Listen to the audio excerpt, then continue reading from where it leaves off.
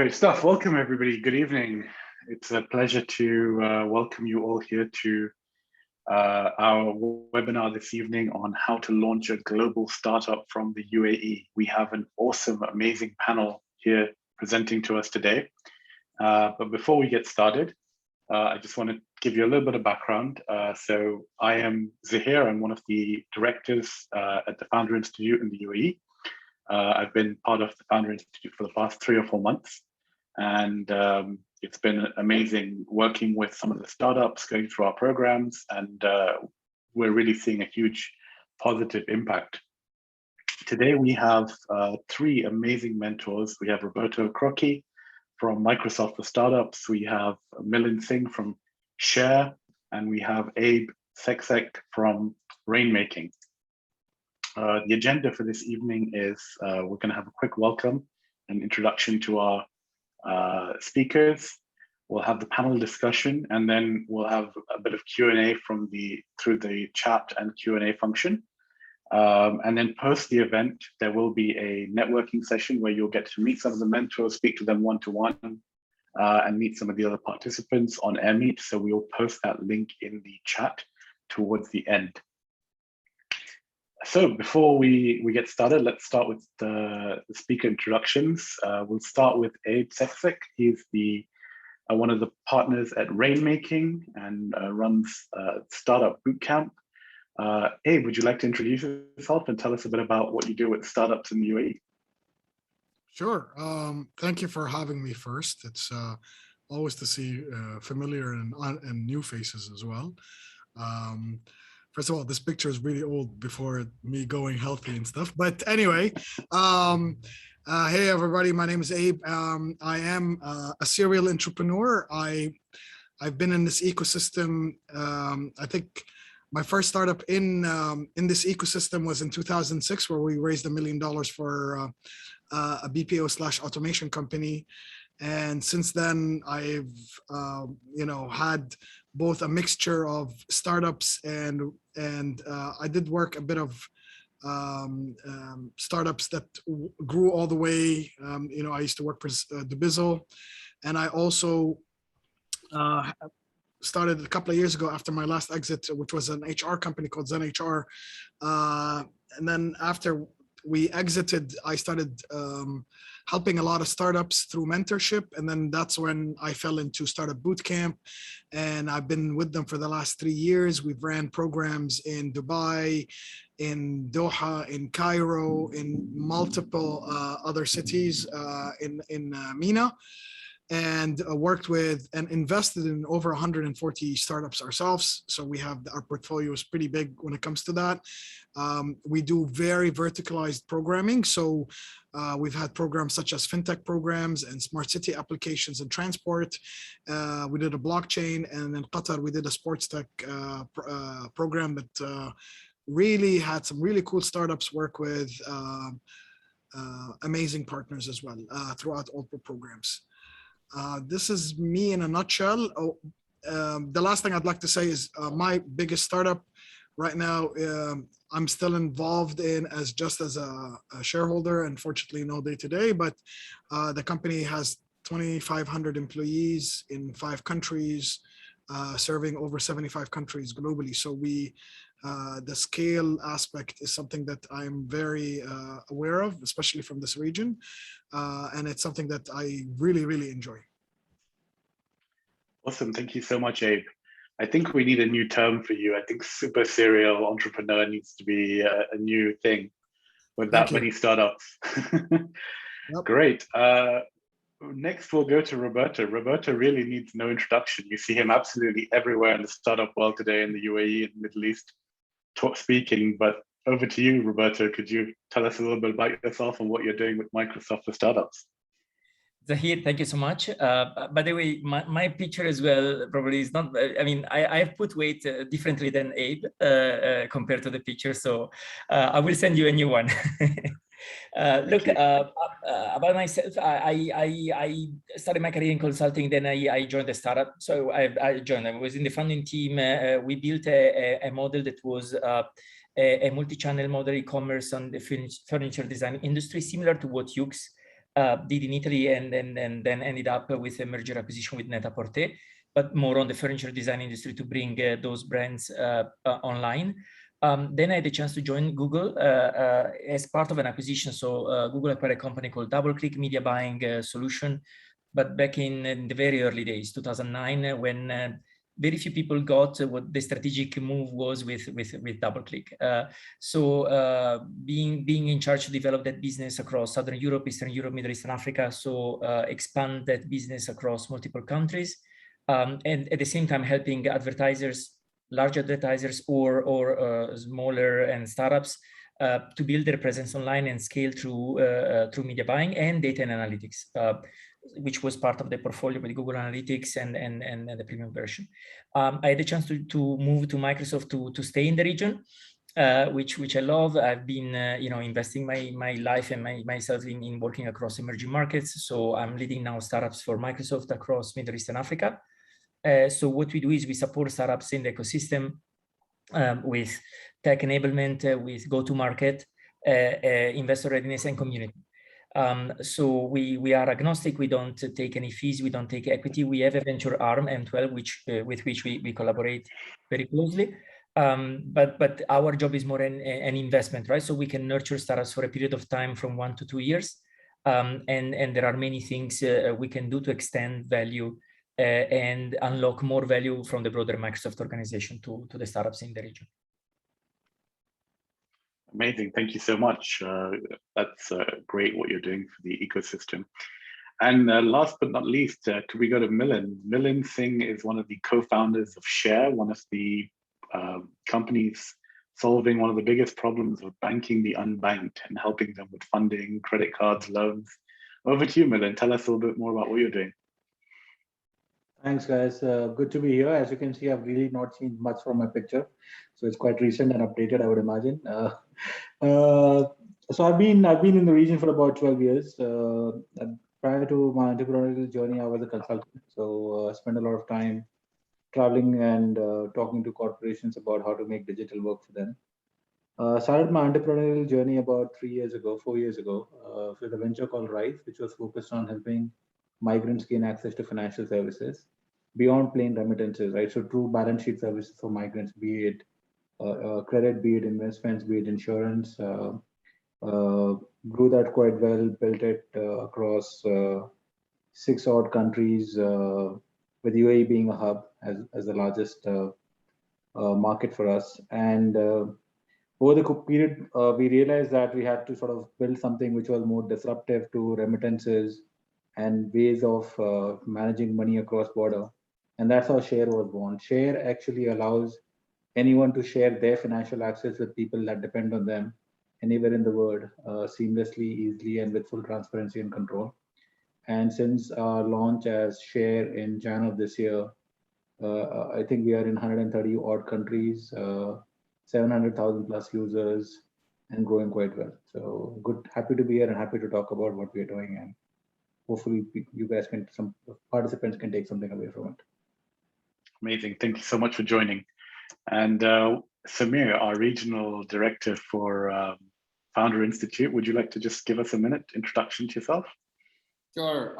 Thanks, everyone. Thanks for the speakers. Thanks, Zaheer, for the quick notch. My name is Samir Sortur. I've been in the region 18, 19 years, right from corporate innovation to accelerating. I've done all the bit, including angel investing very recently, about 3 years ago. So very happy to be here. And we're leading a solid team to help you, the pre-seed entrepreneurs, get the most out of the ecosystem. So any questions, feel free to connect with me on LinkedIn and other channels. And we as a team are looking forward to support your growth as an entrepreneur. Thank you. Over to you, Zaheer. Thank you, Samir. Before we move over to the panel discussion, I'll just briefly introduce the Founder Institute to you guys. This is the CEO and co-founder of the Founder Institute based in Silicon Valley, Adair Rossi. And a quote by him says, "There is no shortage of problems facing humanity, but there is a shortage of ambitious entrepreneurs trying to solve them." and you guys in the audience are potentially those entrepreneurs. Our program is run in 90 countries, over 160 cities. We have over 5,000 portfolio companies, more than 20,000 mentors, and that's really strong in the UAE as well, and GCC. Followers of over 750,000 on social media channels, and our alumni have raised over $1 billion in funding. So it's a really strong pre-seed program, and we create between 800 and 1,000 companies each year through the Founder Institute globally. Our mission is to empower communities of talented and motivated people to build enduring and impactful technology-enabled companies worldwide. Where do we sit in the spectrum of programs? Well, this is really an early stage program where we're pre-seed, idea stage to help those aspiring entrepreneurs build themselves up. We are the Founder Institute. We work to develop the founder first and then the ideas. So we're really helping in a sector that doesn't really exist in the local region right now. Again, this shows us where we kind of sit in the spectrum of programs, and some of these might be familiar to you, like Techstars, Y Combinator 500 startups, but we come in before that. So those of you who want to sign up will experience that. We have two tracks. One is the launch track, one is the growth track. The launch track is really for those idea stage companies, and the growth track is to help those already launched companies really benefit from the education that we have, the mentors that we have, the resources that we can provide you as the Founder Institute globally to help take your startup to the next level. Our program is run for 14 weeks and has various sessions across the entire spectrum of business and entrepreneurship. And like some of the mentors, speakers you see here today, we have mentors. All of these speakers are also mentors of the program. So you'll get exposure to all of these amazing people. And we also have a follow-on program to support you post our Founder Institute core program. So once you graduate from that, we continue to support you for life. These are some of the amazing alumni with specifics, but you can check it out on our website, fi.co. And without further ado, we'll move over to the panel discussion for this evening. So, our panelists, hope you're ready. I want to start by asking you why the UAE? What has made you guys want to be located in the region, and how have you been able to make an impact in this region? So let's start with the entrepreneur in the room, Milind. For us, UAE is a pretty logical place to be, right? So when the first business we started was Rise, right? And Rise was effectively a migrant financial services platform. And this country is 90% migrants, right? What people sort of underestimate is not just the percentage of migrants in the region, but how important that migrant community is for the countries they come from. So just one stat, right? 5% of the consumer spending of the entire Philippines economy is remitted from the UAE alone.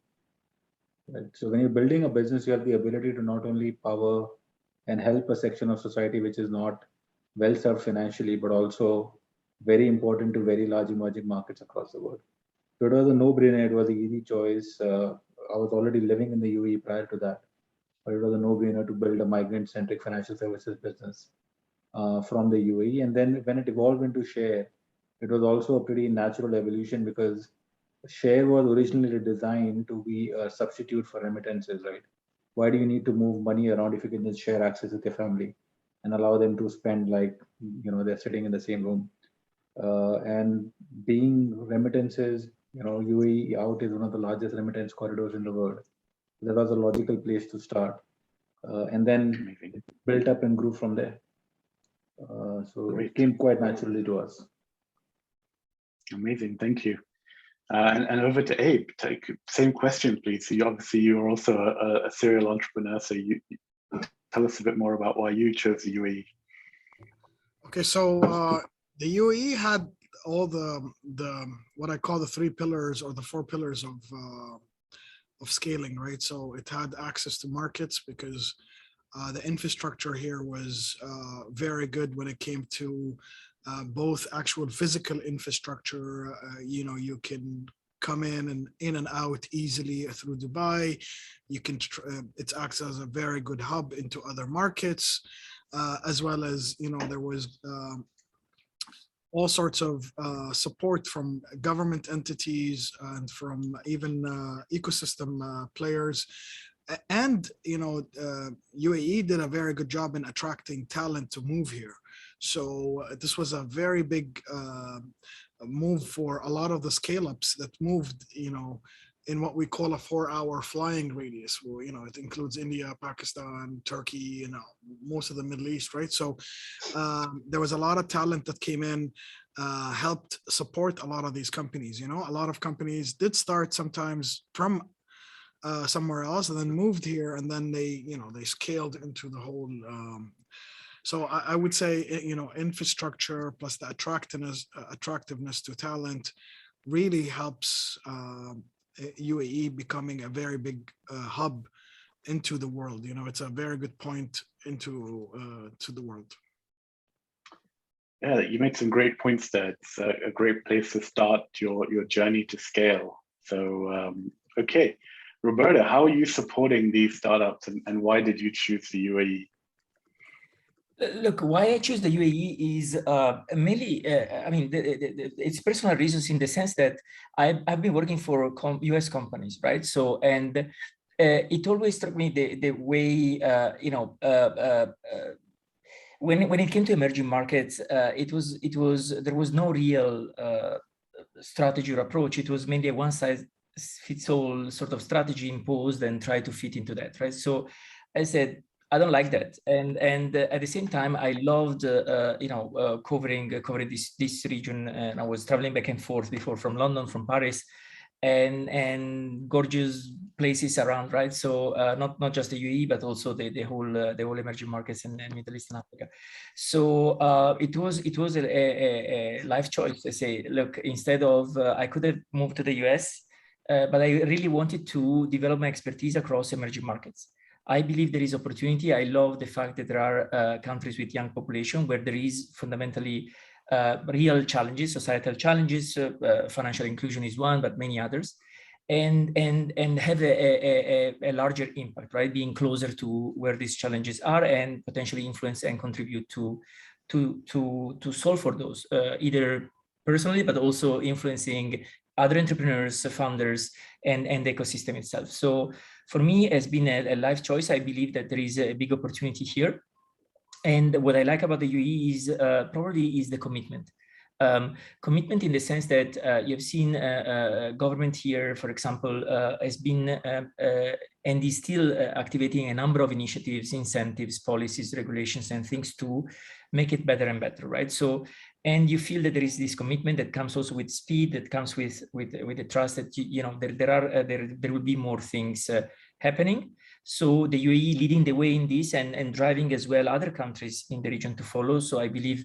With young population around, the demographics, digitization processes that started in many of the countries around, still there are some roadblocks, some challenges to face, of course, but that's also the opportunity. So for me, UAE is also the land of opportunity in the sense that, you know, if you look long term, definitely there is an opportunity to make an impact for the next generations in this part of the world.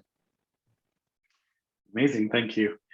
I think that brings us to an interesting segue of the global approach. Being in this part of the world really makes it easy to get to the other parts, which you mentioned and Abe also mentioned. How has that helped the startups that you work with to really benefit from that global approach and ability to test their product here and then spread in the adjacent regions? Let's continue with you on that one, Roberto, and we'll move to Abe and Milind.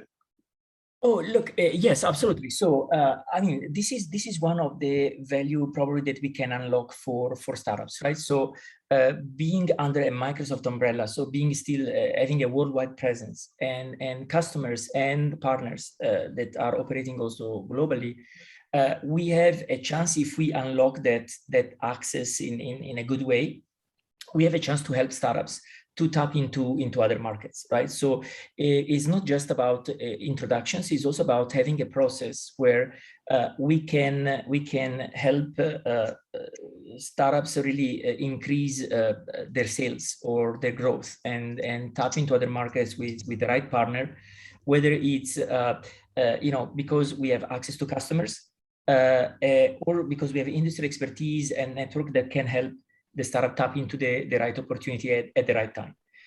So definitely, this is one thing that we are trying to execute in different regions, and of course from this region also to startups that are willing to expand their operations and their business globally.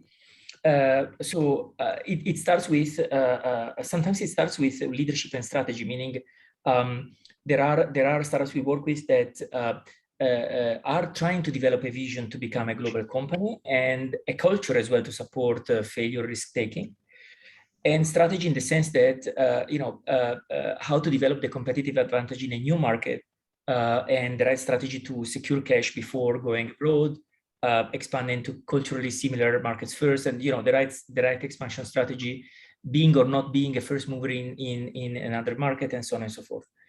But the key is for us, the key is partnerships, right? So and partnership is in our opinion is two ways: is giving before taking. So is being a true partner. So beyond what we do, what as a cloud vendor to give credits, for example, for startups to access to technology, is how we can be a partner in the long term and help the startups to tap into opportunities that they wouldn't be able to do themselves, or it would take them longer, right? Because we have a network of customers, of partners that is worldwide on top of the technical expertise or industry expertise. So the job we are trying to do is to operationalize that, because it's not a plug and play, right? So it's still people behind. So it's building these alignments internally with the different regions, is building the pipeline to make sure there is a process behind it. It's not just introductions, right? So in some industries or in some circumstances, it works pretty smooth. In other situations, it requires escalation still, and it's a lot of work to do. But we believe that these are the assets that we have that we can extend as a partner to the startup ecosystem, to startups that are willing to expand internationally and look globally. But it starts also with mindset, because sometimes we see that in many situations, a lot of startups are not really thinking, don't have that mindset yet, right? So it's sometimes is a pure copy and paste of something that had been proving successful elsewhere, rather than thinking, if we're solving a problem, a real problem that many other people are facing, then how can we have a global strategy, right? So and why not exporting technology from here? Amazing. I love that mindset. It's the key takeaway for me, having that global impact in mind when you're starting your venture. Great. And Microsoft are doing some amazing things for startups. So thank you so much. Milind, tell us what your experience has been. I know you've scaled outside of the UAE already. So tell us a bit about the experience and how the UAE supported you through that global scaling. I would actually start with something that Robert mentioned, right? Because I think if your product is a replica of what exists elsewhere, by definition, it's a no-go, right? I mean, you don't have deep enough pockets and functional edges to be able to compete in other markets. Only when the starting point is something which is truly differentiated can you actually start even sort of envisaging that you want to do this globally. And to be honest, it's even when we thought about doing this globally, right, we did not at any point in time imagine the scale, right? I mean, even the number of countries where we are seeing this has caught us by surprise. Because for us, global meant, look, we'll be pan GCC and we'll push South Asia and slightly in Southeast Asia. Right? That's what we thought. We thought we'll go 4 or 5 countries. And this is prior to us even having an iOS app. iOS app literally launched 2 weeks ago, right? But then we started seeing somehow the word of mouth take over, and we are seeing users from US to Nigeria to Serbia users, and we are like, what the hell is going on, right? So once you have a product which is slightly differentiated and it's trying to solve a real need, there is always a pull in the market, and the pull is what surprised us. But for us to be able to even do the 4 or 5 country strategy meant that we had to have a view on localization, view on being able to support the language, view on being able to tweak the approach to match what is needed in the market. And in that regard, UAE really helped, right? Because the corridors that I mean, so why would somebody in Nigeria download us, right? I mean, how the hell would they even hear about us, right? And the most probable answer is, there's someone in the UAE using this to share their money with somebody in India, and they, talk to somebody in Nigeria, and they say, this is a cool app. Why don't you use it? So somebody shares from UAE to Nigeria, and then somebody in Nigeria wakes up and says, this makes sense. Why don't I use this to share between Lagos and Abuja, for example, right? I mean, it's the same thing. It's the same platform. So definitely having a country which is by definition very multinational and has multiple nationalities played a big role. But the starting point has to be something which you bring to the table, which has an edge and which is differentiated. So that's the only way you can even imagine going on. Amazing, thank you, and congratulations on launching your iOS app. Do you feel that the app launch prior to this, you were presumably just on the Google Play Store, or a web platform? No, it was just a Google Play Store. So it was an app, but it was just in Google Play Store. Okay, great. So your target market kind of broadened to the iPhone users that made you need to significantly, right? So I think if you think about this, right, this is one of the structural barriers in financial services, right? If you think about it, every financial product in the world, right, whether it be investment, whether it be insurance, whether it be especially credit, actually is designed for people that have an income, right? But only 1/3 of the word works. 2/3 of the word is spending somebody else's money. And there are no platforms which basically say, look, how do we get access from the 1/3, which is the only ones that are anytime going to have access, and give it to the 2/3, right? And once you sort of started realizing that that is the core of the problem we are solving, the market pull validates that, right? When somebody sitting in the US uses this on an Android to share it with their friends or family in the US, that validates that there's a need for things like this.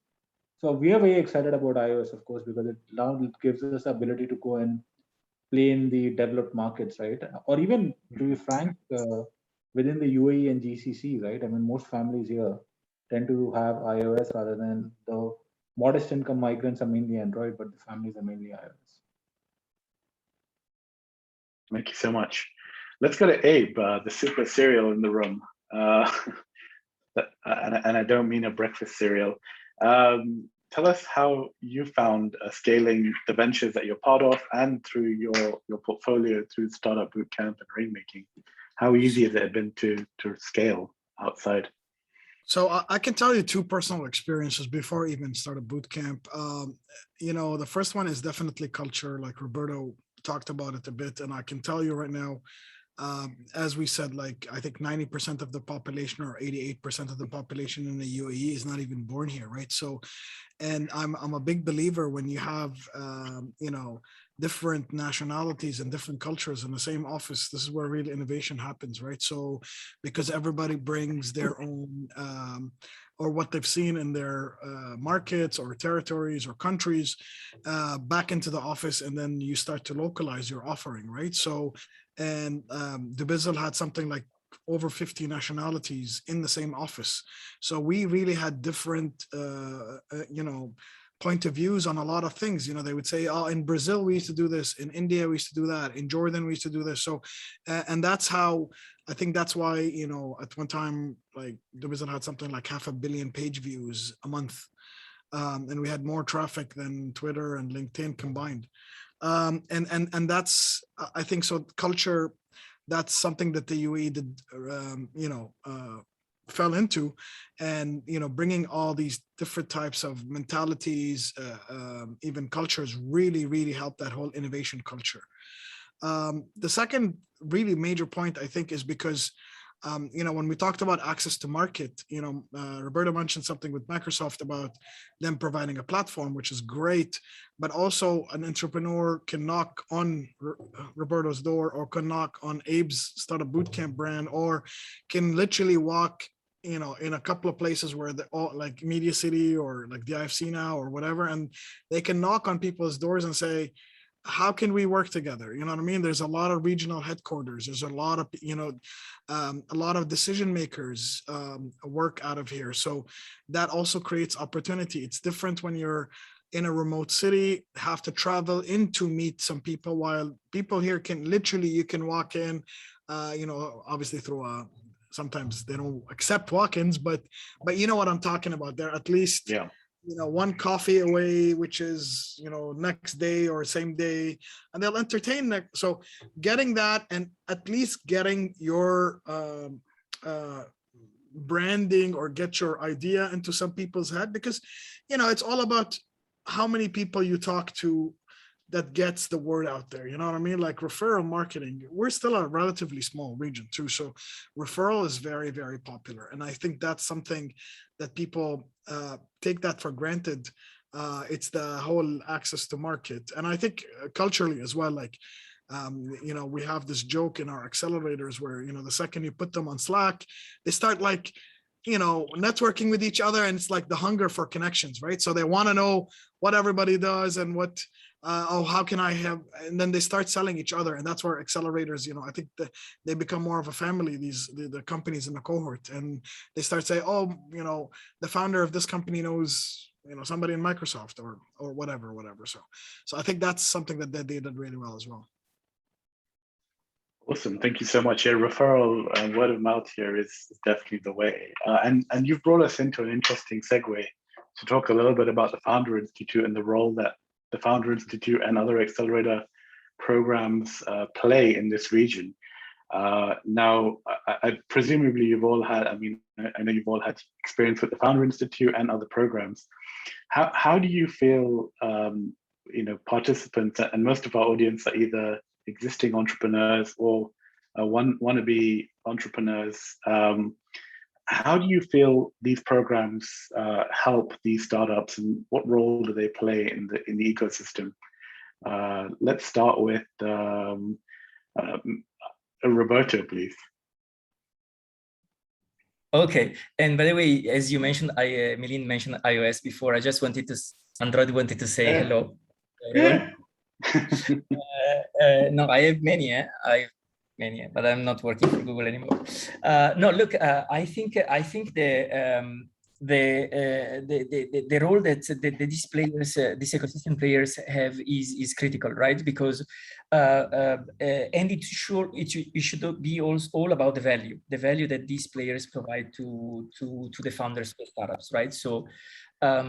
It's critical because it's as Abe was saying, it can become a family, right? But it's those connections sometimes can be more valuable than the curriculum or the program that you have, right? So it's like I did my business school in the US, and I was shocked. I was at the beginning when the professor was saying the value of this is you guys and the connections that you and the sharing that you will do, and say, and a lot of people were saying, okay, but we're paying a lot and we're expecting you to give us this, and it's not true. It's those connections are really meaningful, right? So because you have people that have been through these ups and downs, you have people that have been there, right? So it's not theory, it's people that risk their time, their money, their capital, their life sometimes to and those learnings are invaluable. You cannot find those anywhere else. So that the aspect of community is essential to kick off.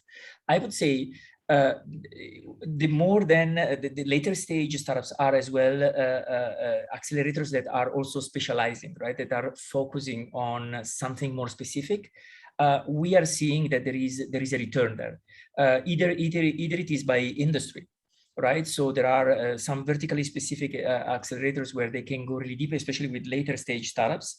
So that becomes more a premium, because at that stage you are less of a community, less of a first principles. You're more of, okay, I'm really about to expand into other markets. I really need that industry expertise, those people that have been there, that have the connections, that have been there for a long time, and so on and so forth. So those accelerators that we see verticalizing, and there are a number here in the UAE as well that are doing an amazing job, are providing really value, adding value to the startups. So it's not just fluffy stuff.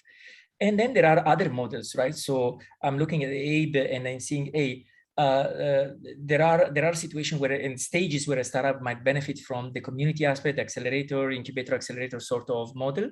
There are situations where the venture studio model is also interesting, right? Because it's less quantity, is more quality, and is more is longer term, is accompanying someone towards some concrete outcomes, right? So there is also real value there if done properly, executed properly to sustain. So it's at the end of the day,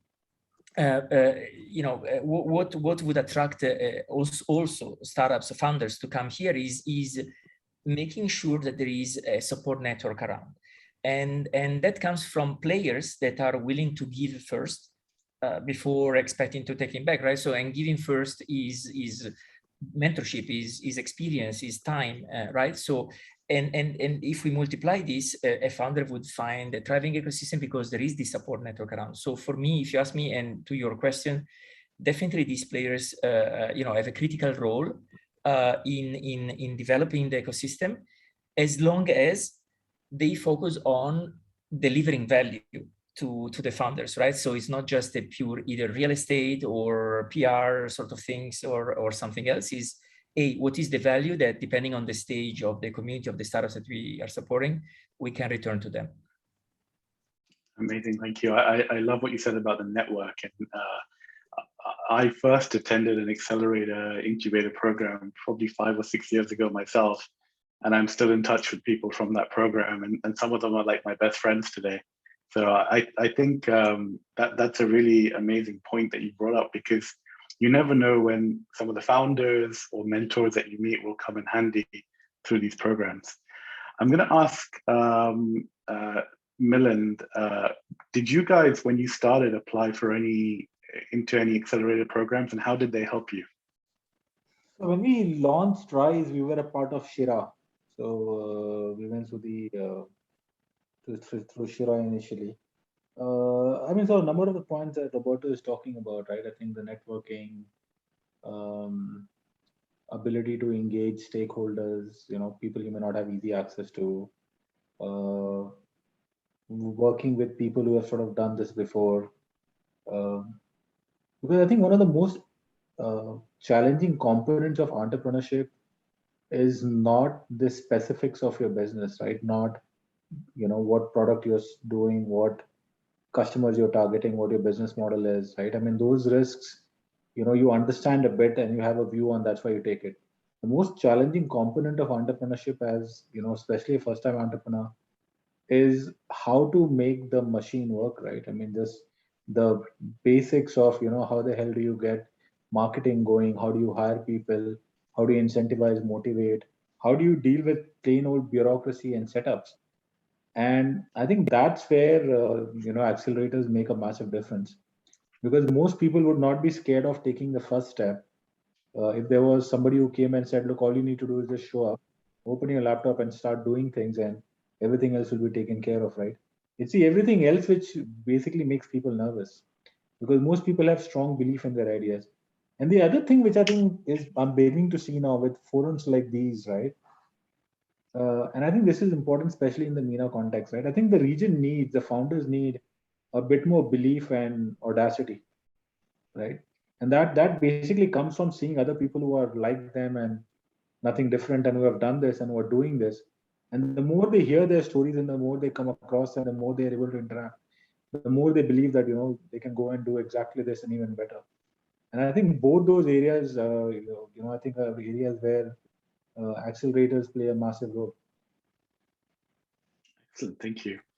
Yeah, audacity, boldness in your ideas is definitely something that we need to strive for now, especially as we move into the impact space and people wanting to make a difference, not just for themselves, but for humanity, and taking that global.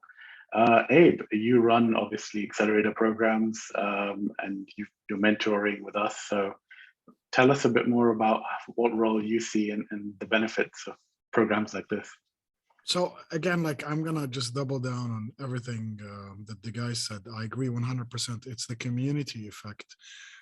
We're creating the safe space for people to fail, right? So, people are very, maybe it's a cultural thing in this area as well. Like people get labeled by, this guy didn't try, and failure is something so important. And if you surround people with people that, can talk about, oh, oops, I've done this and this never works. This is something that is very, very important. That's one thing. And again, most of the programs, when we run them, yes, we never talk about people's business. Obviously, the first 2 weeks where we test their business model canvas and we talk about all the value prop and all that good stuff, just to make sure that we only do this exercise not because we want to enhance the idea, but we want to make sure that people are focused. They're not doing too many things at the same time, right? So I think focus is something that accelerators do a lot, because you sit down with a lot of the founders and they're like, yeah, I'm doing this and I'm doing that, I'm doing this and I'm doing that. And by the way, we do consulting on the side, and there's a little side, 10% of our business comes from some crazy ass thing from somewhere, right? So that's something that we do. But what you guys, and especially what Milind said, is we teach people the legal aspect. Where do they register? What entity? Because, me being a serial entrepreneur, I can tell you the lessons I've learned from legal is like a lot. And I'm still learning, because legal is just something that an entrepreneur always shelves until the end. Accounting is something as well. How to be, creative accounting, or where do I do my accounting? I know UAE doesn't have them, doesn't have taxes and stuff, but there's ways around. Not ways. You have to know the basics on what markets you're entering, what kind of regulation is another thing that we used to do. Those are, these are the pillars, or what I call entrepreneur blind spots. We never tell them, oh, for your fintech, you need to do more this or that, because they would be the domain expert to actually identify what they need to from there, right? But we give them like a very basic understanding of the other blind spots. And then if they want more, we can connect them, in a legal front with certain lawyers, or, a lot of other help there. Accounting, same thing, regulation, registration. These are things that are major blind spots for entrepreneur that nobody addresses. And that's honestly what my programs focus on, because they've already been screened, and they went, like our last cohort had 1,300 applications, and we were only taking 10 companies.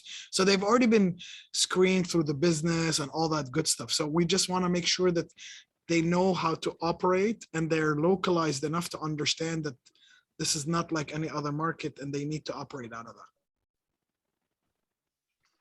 Awesome, thank you. So this brings us to the end. Before we start Q&A, I'd like the audience, to please put in your Q&A into the chat or into the Q&A button. And while we do that, I just want to say thank you to Abe for that. Failure, I love the idea of failure and failing fast, and the blind spots. That's really, really insightful for most first-time founders especially. While we wait for a couple of questions, I think some closing advice. What if you had to give one piece of advice to the founders who are in the audience today? What would it be, and why? Or what would it be? Whoever wants to go. Can I start?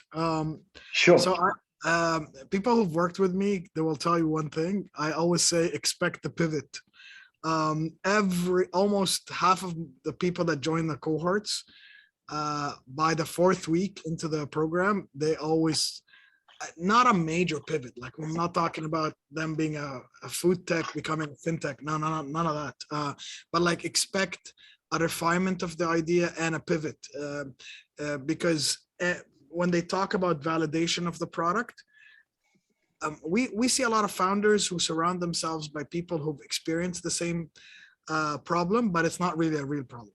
So, and then what happens after they talk to way more people, especially at least in the cohort, with the mentors and with the partners, and then they identify, okay, there's nothing there. Let's see where we can go into. And there's been a couple of really good companies that pivoted into something much much better because there's a much bigger attainable market. So that's something I would give people. So keeping an open mind, the mentality for the pivot is something very important. I know it's good to stay focused, but sometimes you know, that can limit the way how you can operate out of that. Thank you. Same question, Roberto, Milind. Just fire away when you're ready.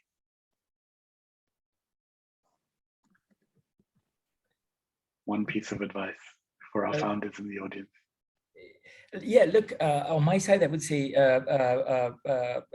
one piece of advice could be, you know, we always talk about product, about the market, customers, access to markets, go to market, so and things like the fundraising. One thing that maybe we don't talk often is people. So you know, some of the ingredients of the success of a startup is people, right? So whether it's hiring, but managing, leading the team. So definitely you know, make time and invest time in you know, having an healthy pipeline of candidates, talent, you know, providing your team with the right sources to get the job done, and not just focusing on the jobs to be done, but also the sources needed to get the job done. And you know, looking after the people aspect. Still 65% of startups in a VC portfolio fail due to people-related issues, whether it's a relationship between co-founders, but also hiring the wrong team, not being able to fire, blah, blah, blah. Many different issues, right? So I would say, you know, don't spend only the time on the fundraising or on the product, the market, but also the people aspect is really important.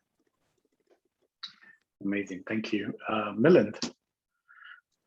I think, you know, people approach entrepreneurship as a one-shot exercise. It's not, right? People can come in and say, I have an idea. If it works, it works. If it doesn't, I'm going to do something else, right? That's not how it works, right? You should approach entrepreneurship just as you would approach a consulting, a banking, a marketing, a finance career. It's a set of lessons, exercises, things you learn, networks you build, people you get to know, markets you understand, tools you develop. And most entrepreneurs that I know, even when their first go round did not quite work out, go at it again. So if you approach this not as a one-shot exercise, but as, you know, your first step in what could be a lifelong career, you'll approach it differently, view it differently, manage it differently, be more long-term, be patient, but, you know, and learn, get better at it, right? You become a better entrepreneur with time. Even though, you know, what you've become better at may not be needed for your current venture, but you become better with time. So if you have to go at it again, you'll do a better job at it than you did the first time around. Amazing, thank you. Yeah, I've been an entrepreneur since I was 12 years old, and 25 years on, I'm still at it. So I agree. Great. Samir, one piece of advice for our potential founders here before we move to the Q&A. Sure. So first of all, I'd like to thank all the speakers, Roberto, Abe, and Milind, for kind of honoring this event and kind of showing a great amount of insight and which will be really helpful for the ecosystem. So my firm belief and one piece of advice is focus. And I would say along with focus, you really need to be listening to advice. A lot of founders in our region, I have found that they preempt certain situations and they think that, like, for example, if they hear something about legal from a non-legal person, they think that that information is accurate and they start making assumptions and kind of planning the whole legal infrastructure of the company around that information. So I think validating that with the focus, validating that information with the right set of people, as with our mentors who are legal experts, financial experts, you know, technology experts, and so forth. So I think that is the most critical feedback. And along with focus, this is humorous, but a lot of founders, when you give straight feedback, they tend to take it personal. I don't know whether this is culture or whatever, right? They feel that honest feedback is very personal and they do not take it in the right spirit, and that impacts their company building process. So this is what I have observed, and I like all the founders, you know, first time, second time, and end time founders to really learn from experiences, learn from the experts out there, and keep listening. I think while Siri and Google Home and other devices keep listening to us all the time, you know, we should also have the same impetus while we're building our company. Yeah. So yeah, thank you very much. Yeah. Sameer, sometimes they listen too much. Exactly. Yeah. But the biggest business now is around security. So security and privacy, companies like Apple and Google, they are going to make the most of it. And this is becoming, and obviously Milind is in a space where all the transactions need to be super secure, right? So, you know, this is going to be very interesting time for all of us we're living in. Yeah. But back to you, Zaheer. Thank you, Sameer. Thank you. Great advice. Okay, so we have a couple of questions. The first one from Mohammed Al-Hashmi. Usually funded founders have previous experience in bigger startups. Is it better to be involved as an employee in a big startup or accelerator can mimic similar experience? So should you work in a startup first and then go do it? Who'd like to take that question? I can take that question. So honestly, I think ideas are great, but ideas don't translate to anything. It's how you operate and it's how you execute is what makes it. So working in a big startup might really execute the vision of the founder or the founding team. So would not, you know, give you that creativity. And especially if you're a founder that exited, it's really difficult to work under another founder. I gotta be honest with you. Like once you're an entrepreneur, it's in your DNA. You know, unless, you know, maybe BD or something like that. That's something that people can share. But I would always, I'm a big supporter of starting something. Like I always push people to start their own companies. Some, you know, I have gotten a couple of negative comments saying you're the one to blame for me starting this, but no, I'm a big supporter, especially if you've had a success. That means you've been able to work through your issues or the issues to localize.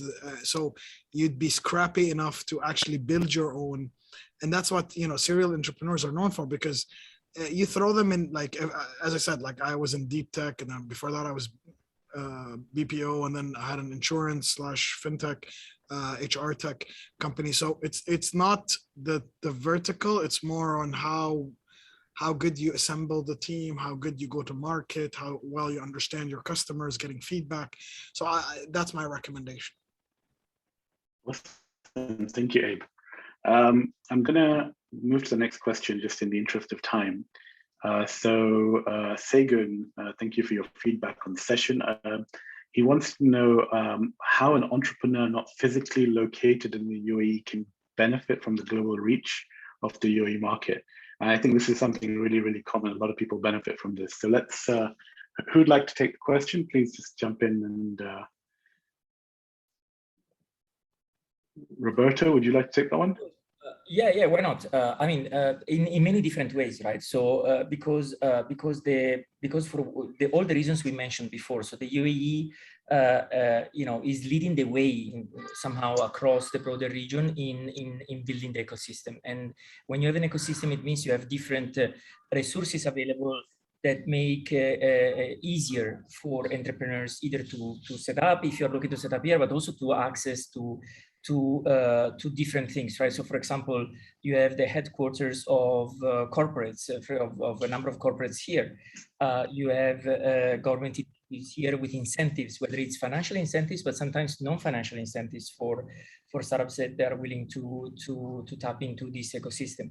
You have a number of accelerators, incubators, as we mentioned. You have mentors. You have people with international backgrounds from wherever and expertise that are willing to give back and support as well entrepreneurs in their journey. So this abundance is something that is critical to have especially in an early stage ecosystem. In fact, and this is directly tied to returns. So there has been a research from Startup Genome that really mapped what makes the ecosystem successful and mapped that to financial returns. So they really prove with data that locally or globally connected ecosystems have startups that have a higher return, financial returns of their ventures, right? So, and that local or global connectedness is founders in touch with other founders, is world-class mentors, people with expertise willing to give back, is players that are building communities and access for startups. So even if you are not in the UAE, by connecting to different initiatives, programs, people in the UAE and network, I believe, you have different ways where you can tap into opportunities or support, depending what you're looking for. Awesome, thank you, Roberto. There's also a question for Alessandro in the chat. He's asked about Roberto's experience as an Italian in the UAE. I think I can answer that. We have great pizza, we have great pasta, we have fast cars, and we have espresso. Amazing coffee. I mean, what more do you need? But Roberto maybe can tell us some more on that. What was the question? Sorry, Zaheer. What's your experience as an Italian in the UAE? Oh, that's a question. Oh, okay. Now, look, it's 12 years I'm not living, in Italy, so it's a long time. Yeah, I'm probably a typical Italian, meaning that I can live without all the things you mentioned. So here I am much multicultural. I love eating and cooking and love all different cuisines. So I'm very adaptable. So no, look, I think the UAE has been doing many things to make life easier for expats, right? Whether you are Italian or from wherever. So, and the beauty is also the connections with people from many different nationalities, different cultures. So it's beautiful. I had the chance to meet, just to close, the Minister of Economy and for a meeting, and he started the meeting by saying that his priority is to make the UAE home for people here, right? So as a priority, so they understand that, for a lot of people, UAE has been more a transition or, very transactional, or you don't feel the place like it's your home. But it was great and inspiring listening to some of the initiatives they're thinking to make it more and more for people that decide to relocate here or to live here, feeling the UAE is more as their home. So I don't know if this answers your question, but definitely a lot of opportunities and definitely a great place to be. Yeah, Kevin, who asked that, sorry, Alessandro, who asked that question, you also talked about his business. I think maybe, you should talk about, it wasn't really a question, but maybe you could talk about your business in the Air Meet with some of the mentors, some of the leaders of the Founder Institute. I've posted the link to the Air Meet session. I recommend you use Google Chrome. Unfortunately, there's no more time for more questions, but it'll be great to meet some of you through the Air Meet. I want to take this opportunity to thank Abe, Milind, and Roberto. You guys have been amazing as always. And if anybody would like to apply to the Founder Institute program, the link is www.fi.co/UAE. I'll put it in the chat. So please check us out. Our next program starts in October. Samir, any closing words? Yeah, we're very encouraged. It's been a year of success, and with such an amazing ecosystem support. We're thrilled. We've graduated 12 founders out of over 100 enrolled. 3 of the companies have raised funding Each of the companies who raised funding have raised over $150,000. So a strong portfolio is getting built. We are looking at really plugging you into the next growth of your entrepreneurship journey. When you complete Founder Institute, then you move to pre-seed, from pre-seed to seed, and then closing your other funding rounds as well. So really a useful program. All of the work we're doing and our mentors and the whole ecosystem is doing is completely philanthropy. We're contributing our time for the benefit of you. So definitely do take advantage of this programs, such programs. Founder Institute has fortunately a very good name, so feel free to apply. But a lot of interesting programs are coming up, including I want to mention a shout out to Roberto's Microsoft for Startups program as well, the Growth Accelerator, right? Which is really taking the pre-seed startups and by the way, just as a good mention, I want to mention that a couple of founders have already found their home in the Microsoft marketplace, and they will soon be taking their next steps with Microsoft. So I think this integration is really awesome. And if you're a founder focused, wanting to build the next unicorn, or if you're a soonicorn already wanting to access the global network, feel free to apply to us. We'll be more than delighted to kind of take us through our structured process of 14 weeks and help you realize your vision. So thank you very much, all of you. Thank you, Sameer. Thank you again to the mentors, and thank you to the participants. It's been great having you here. Thank you. And I look forward to meeting some of you in the Air Meet session. Bye-bye. Thank you. Bye.